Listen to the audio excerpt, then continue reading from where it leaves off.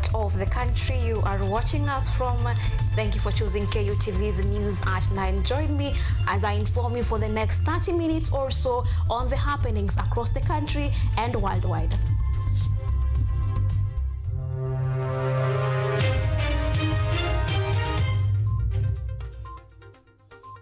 ODM leaders call out government over ongoing demolitions along riverbanks in Nairobi County.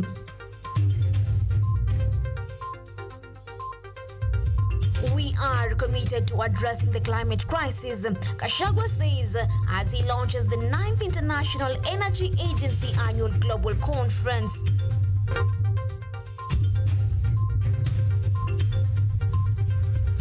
KUTV threatens to join ongoing JSS strike if their demands are not met.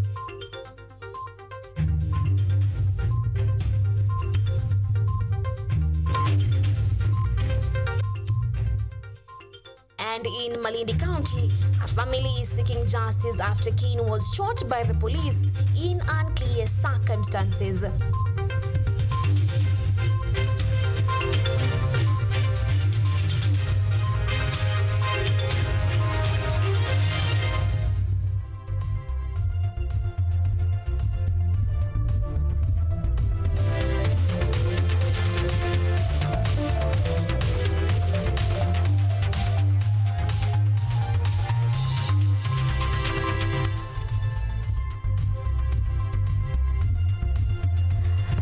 Engage with us on our social media platforms at KUTV_Kenya, Kemuma_Munari on YouTube. We are streaming live at KUTV News Kenya. I am Yvonne Kemuma, and our sign language interpreter is Lucy Carrier.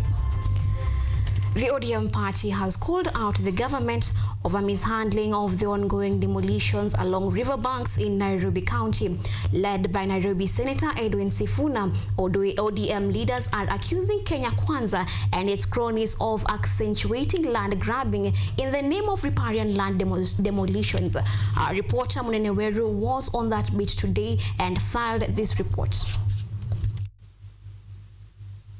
The ODM faction has opened the lid on post-flood demolitions carried out by the national and county government in Nairobi, terming the exercise as a land-grabbing ploy and deception of the victims. While receiving donations for flood victims at Chungwa House in Nairobi, the leaders led by Nairobi Senator Edwin Sifuna claimed that a land-grabbing scheme is in the making in the name of flood safety demolitions. So what is happening is that there are some crooked elements within Nairobi and within the state that have taken advantage of this disaster to now settle scores. I've seen people demolishing schools that are nowhere near riparian areas. So we want the government, first of all, to tell us with certainty what is the distance that Nairobians must keep from the high water line. In the aftermath of the demolitions, the government had offered to appease those displaced by the demolitions with monetary tokens. However, according to ODM, the compensation seems to have fallen into the wrong pockets as the targeted victims are yet to receive a shilling. We can confirm that up to today, the 10,000 shillings that was promised by William Ruto has not arrived for our people. I think it was part of the money that was used to hire that private jet to go to the US. Early this month, the government announced plans to clear out riverbanks from encroachment as part of the reactionary measures to reduce flood mortalities. This time round, the government has ordered all those people who have constructed houses, businesses, or those who are farming in the riparian corridors to vacate that corridor. And if they don't, we will remove them by force. However, the exercise has been marred with political stimulations, with those displaced left homeless and hopeless. Munene Weru, KUTV. President William Ruto arrived in Washington, D.C. this evening and is expected to meet Speaker of the House of Head of State and will wind his 4-day tour on the 24th of May 2024.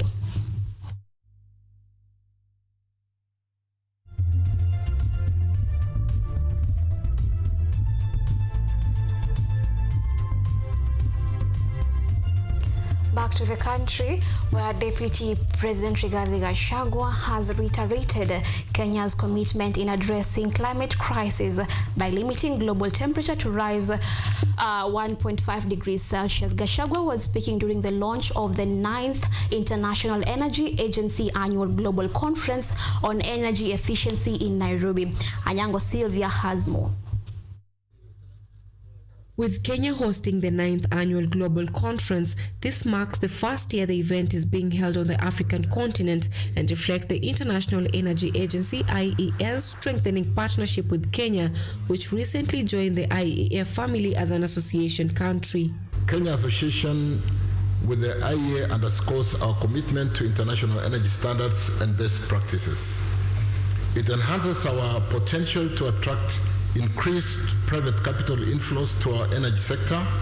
Additionally, our partnership with the IEA facilitates capacity building and knowledge exchange, empowering us to implement effective energy policies and technologies tailored to our specific needs and challenges. The event is considered a key moment in 2024 to consolidate progress and drive momentum towards the global goal of doubling energy efficiency progress between now and 2030, a key outcome of COP28, which took place in Dubai last year. Gachagua noted that Kenya is committed to find ways to implement the COP28 agendas in addressing the climate crisis by limiting global temperatures rise to 1.5 degrees Celsius, helping vulnerable communities adapt to the effects of climate change and achieving net zero emissions by 2050. Renewable energy accounts for almost 90% of our generation and consumption. To achieve net zero carbon emissions by the target year 2050, Kenya requires over $600 billion in investment. Going green and clean is not enough. We must establish and promote proficient and efficient energy systems in all sectors of our economy. IEA Executive Director Fatih Birol, on the other hand, emphasized the need for maintaining energy standards, affirming that energy efficiency is a vital tool for addressing climate change, as well as energy affordability, security, and access. Energy efficiency is one of the areas in the energy sector where the learning from one experience for the other countries is easier. You cannot copy and paste, but you can learn from each other's experiences very easily because there are many similarities. Throughout the workshops, roundtables, and high-level panel discussions, attendees will focus on actionable solutions to today's global clean energy challenges that improve efficiency, access, and affordability while putting people at the center of the clean energy transition. Anyango Sylvia, KUTV. 2 people have died and property destroyed after Cyclone Iyali hit the coastline of Kilifi. Among the deceased include one nursery school pupil who died in Kaloleni after being injured by a corrugated iron sheet that was blown off a building due to the strong winds. Kilifi Governor Gideon Mung'aro has subsequently ordered all nursery schools to be closed for 1 week. A few hours after Cyclone Iyali struck Kilifi, residents are being advised to exercise caution after a nursery school pupil died in Kaloleni after being hit by a classroom flying roof. The second victim was a godown worker who, after intense winds blew away the roof of a warehouse, succumbed to injuries after being hit by stones. Kilifi Governor Gideon Mung'aro therefore ordered all nursery schools in Kilifi County to be closed for 1 week to ensure the safety of students. Kilifi North Deputy County Commissioner Samuel Mutisia advised residents to stay away from the beaches and avoid seeking shade from old trees in the area that could easily fall as a result of the strong winds.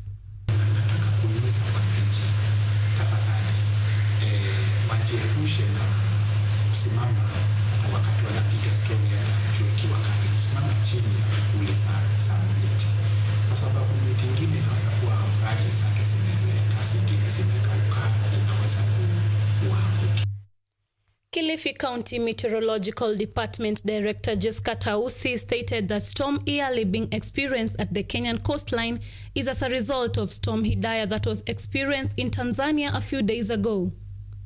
We are experiencing very strong winds and our ocean is very rough. So the reason behind what we are experiencing is there's a storm that developed in Mafia Island in Tanzania on 19th, and it was at the category of a severe storm. A severe storm is just next to a tropical cyclone category 1. So the storm began in Mafia at wind speed of 57 knots. Fishermen, tourists, and other ocean users have been asked to refrain from accessing the ocean side until the winds subside, adding that the waves are currently very high and strong. The fishermen and the tourists and everyone who is using the ocean, either swimming or taking a ride or fishing, if you are using small crafts or small vessels such as boats and dhows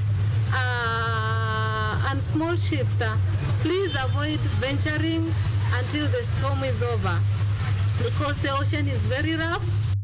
With the community's safety a priority, all coastal residents are being urged to heed to the warning until storm's conditions recede.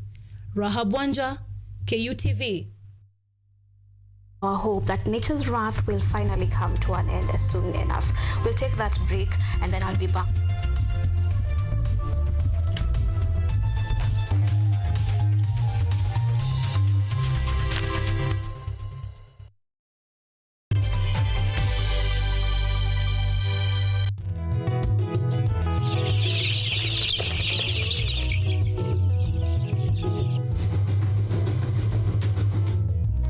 Kaunti maarufu kwa kuzalisha maziwa na ukuzaji wa majani chai. Pia, serikali ya kaunti inawahimiza wakulima kukumbatia mitindo mingine ya kilimo kuzidisha mapato. Kama kuna kikundi moja inafanya biashara ya kuuza kuku, hao pia tumewafadhili kuwafunza jinsi ya kuhandle zile kuku kwa sababu wanaleta kwa wingi.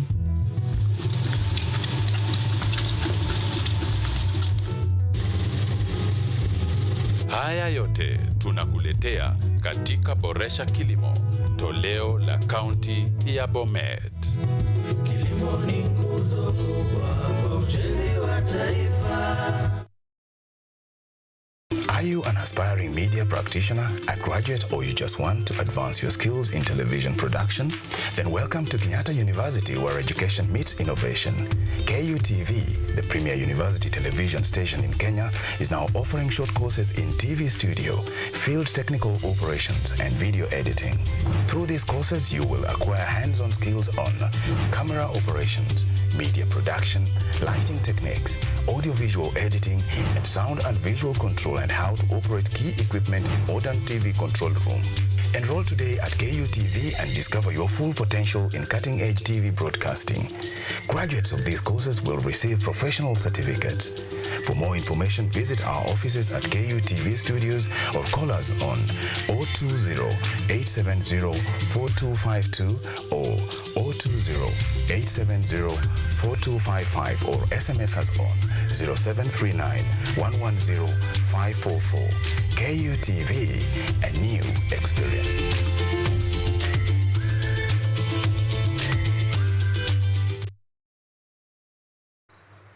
They are powerful and influential.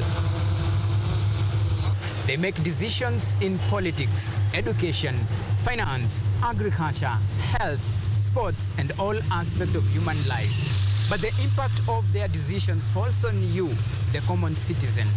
KUTV Primetime News Thursday. We ask bold questions and pursue answers to the core to bring you closer to the story. We couldn't have it any other way. Join me, Auma Evans, as I raise matters of social concern to raise your voice from the background to the foreground. Every Thursday and Saturday at 9 p.m. only on KUTV.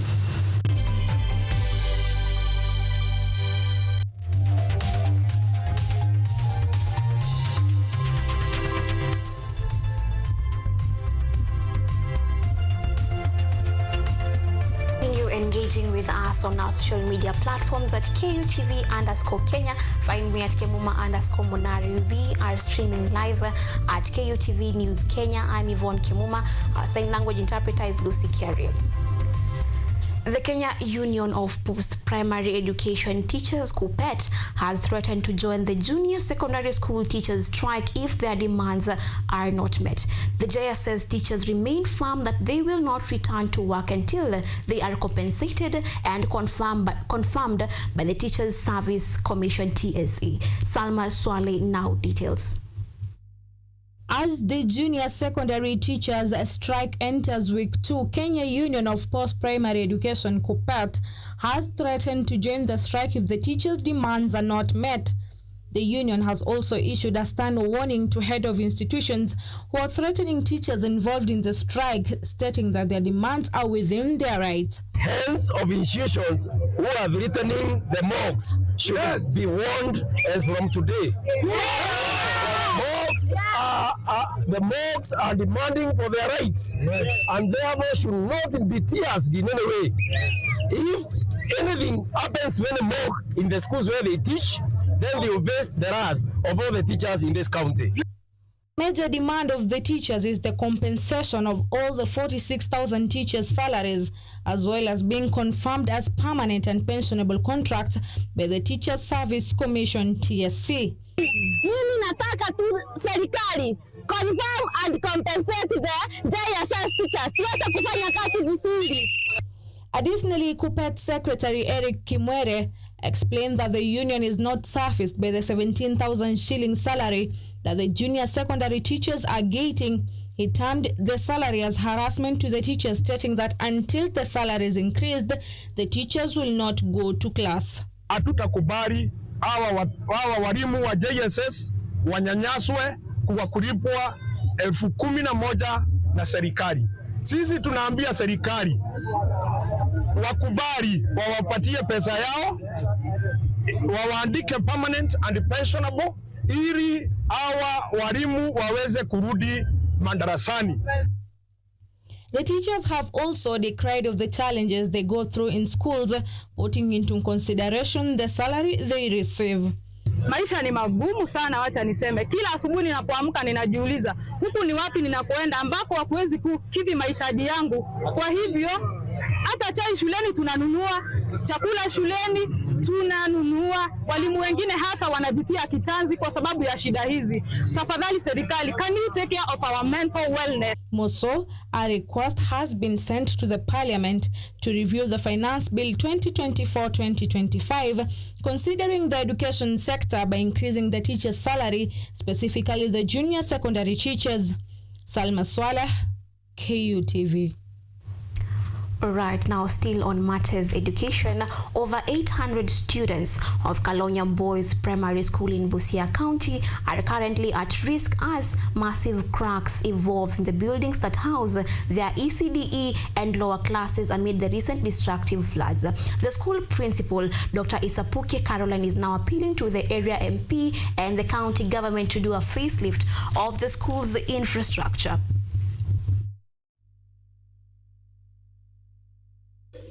I want to appeal the leaders and the government to look into this school, because what comes out of this school is marvelous. We have been leading in the sub-county, and when you come in and try to compare where the results are coming out, you'll have pity on the learners. A family in Kaumoto village in Malindi sub-county is calling for justice after the police shot dead their kingsman in Malindi. And as our reporter James Baraka details, Malindi sub-county police commander Wilmot Mwakio confirmed that they claimed that the 31-year-old Kibwana Safari was shot dead at his home last Friday after allegedly threatening to fight the police officials while trying to arrest him. Sorrow fills a family in Malindi following the fatal shooting of their relative by police officers in unclear circumstances. Hii ni dhulma imefanyika na yule mtoto wetu hatujapewa ripoti yoyote kwamba yeye anahusiana na maovu yoyote. hatujapewa ripoti yoyote kutoka pande zote, kwa mzee wa kijiji, kwa chifu, kwa subchifu, hatujapokea ripoti yoyote kwamba yule ni ana uhuni wowote mtaani, hatujapokea. John Matsaki, an uncle to the deceased, lamented that the family's attempt to get assistance from the police has been futile as no officer is willing to listen to them. Ule kijana ameacha watoto wanne. Sijui nitaanzia wapi. Alafu amepigwa risasi. Kila mahali ofisi ya serikali nikiingia ninakosa msaada. Kama mimi ni refugees waniambie. Manake mimi hapa naishi kama. While calling for speedy investigations to unravel the truth, Omar Abdallah, the brother to the deceased, said Kibwana was shot at close range from the front to the back as he attempted to escape from the roof of his house. Walimpiga kwanza risasi kwa mbele, ikatokea kwa upande mwingine. Upande kushoto ikatokea kwa upande kulia. Na mimi najua yule kama jambazi kama anakimbia anaweza pigwa na nyuma itoke na mbele. Sasa hapo unaona kuna dhulma imetokea. Kwa hivyo mimi pia naomba asasi za serikali zichukulie hatua hata kama ni wa polisi. Kama polisi ni wa kutulinda sisi, si polisi wa kutunyanyasa. Eric Karisa, human rights activist, joined the family in demanding for justice, urging the National Police Service to come clear on the matter, adding that the action taken by the police violates Kenya's constitution, guaranteeing the right to life and innocence until proven guilty. Tunalani vikali kitendo hiki, and we are calling the DCI, the ODPP and all relevant authorities to expeditiously conduct their investigation and bring to book all police officers who will be found capable of this act. We are shocked, we are disappointed with the return of extrajudicial killings. This is unacceptable, this is unconstitutional, and this is illegal. Despite being present for the post-mortem examination conducted at the Malindi Sub-County Hospital morgue, the Independent Policing Oversight Authority declined to comment, claiming that they were not authorized to do so. James Baraka, KUTV News. Angry residents of the vast Kiandutu slum in Thika have expressed their dissatisfaction with their elected leaders, stating that they have been neglected since the elections. Led by Eunice Mwangi, the residents pointed that the disputes among Kiambu's elected officials have caused considerable hardships, hindering progress in the area. Sana wakati huu wa floods tumeona wakirudi kutuangalia ama kutuletea chakula ama kuangalia makao vyenye iko ama kuangalia watu wote kama disabilities wase na hawa wengine. Nimeona kuna matatizo mengi sana. Ya kwanza ni ya chakula. Wengi wao ni wazee na hawajiwezi, na ni wao bado wanachunga watoto wao. Kuna watoto mayatima, kuna watoto walemavu, kuna watoto wako na machangamoto tofauti na wote wanategemea na wanalewa na. Residents of Kirinyaga took to the streets to call upon the government to take action to curb illegal slaughtering of donkeys. This is after 30 donkeys were found slaughtered near River Sagana. The villagers managed to arrest 4 suspects while 3 others escaped. Sote zimechinjwa hapa makutano. Punda 30.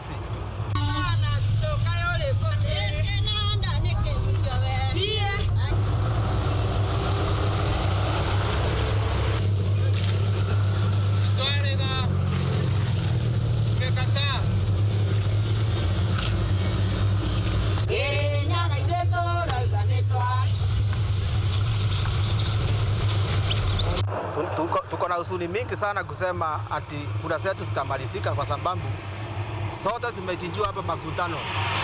Punda 30. Tukasema hakuna kunyamaza tena. Hatutarara tena. Tutaendelea tu na kugoma na hata dakika ya mwisho. Hata mpaka serikali iingilie kati. Tunaomba serikali iingilie kati. Wasiende wakaachiliwa. Wakiachiliwa, community pia itajitolea kuchoma hao watu. Manake wanataka kurudisha community kwa umasikini. Tunataka wachukuliwe hatua hatari kwa sababu tuko na mbairo saisi punda zetu, na hiyo mbairo serikali ikiingilia tutasaidika.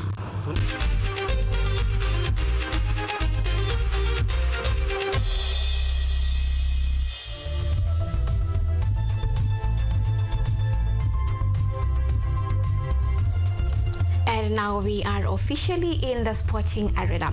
The National Trials Championships search for the squad to represent Kenya in the upcoming Africa Senior Athletics Championship set for Douala, Cameroon has officially ended today. The race was dominated by the Kenya Defence Force squad, which garnered a total of 49 medals, while the Kenya Police came second with 34 medals. Kipngetich Ngeno is among the athletes who will represent Kenya in Cameroon after being crowned as the champion in the 800 meters race under the men's category. Meshak Babu showed dust to the former national champion of 100 meters race, Mark Otieno.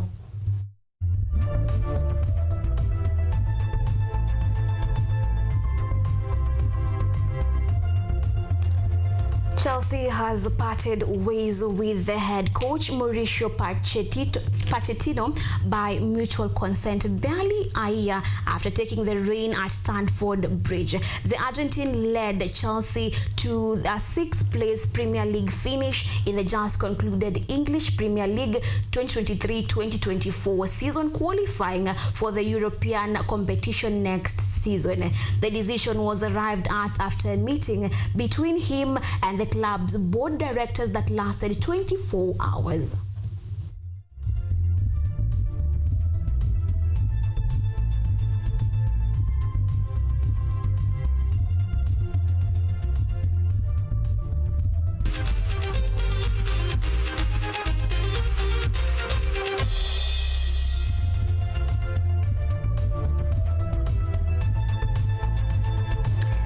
Now we have finally come to an end of the broadcast. Thank you for being with us on KUTV's News at 9. You can always find us on subsequent bulletins here on KUTV Kiswahili 6:30 and English 9 p.m. I'm Yvonne Kemuma. Our sign language interpreter tonight has been Lucy Kiarie. Thanks to all the men and women behind the production.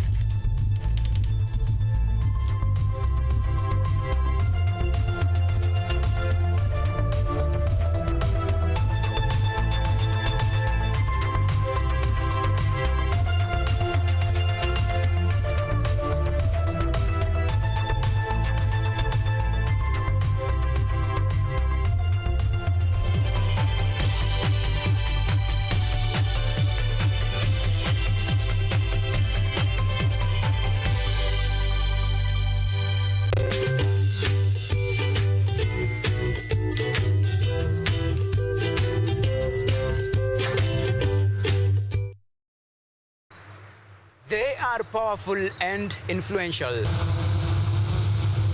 They make decisions in politics, education, finance, agriculture, health, sports, and all aspects of human life. But the impact of their decisions falls on you, the common citizen. KUTV Primetime News Thursday. We ask bold questions and pursue answers to the core to bring you closer to the story.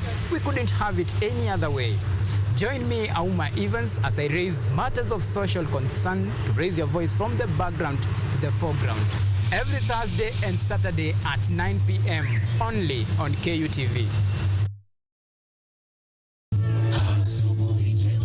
The fear of the Lord is the beginning of wisdom.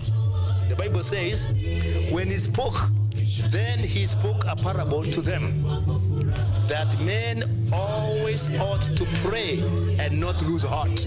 Christ says, I stand in the door and I knock. Whoever hears my voice and opens, I will dwell with him. Like the moon, I will fade, but like the star, I will rise again. And though I fall, be rest assured that I will rise again. Go to the hospitals, tell them that God will heal them. Go to the prisons, tell them that they'll be free.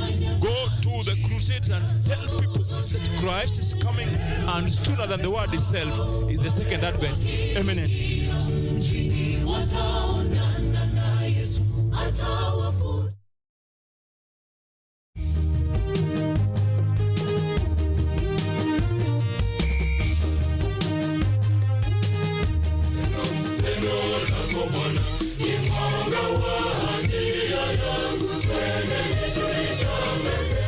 Vijana wazee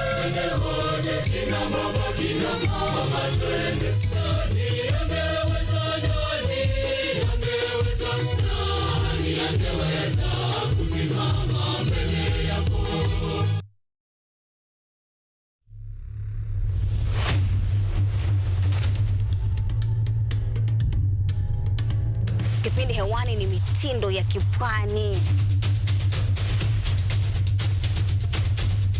Kama ilivyo kipindi hiki kinahusu nyimbo za tarab, chakacha, midwara, midundiko, bila kusahau mapishi ya Afrika Mashariki. Jamani, swahibu zangu mliopo maskani, hatuonani wenzangu, najua mwanitamani. Hapa KUTV, nahodha mwendesha chombo cha baharini, yani ua linalonukia na kuvutia waridi tamu.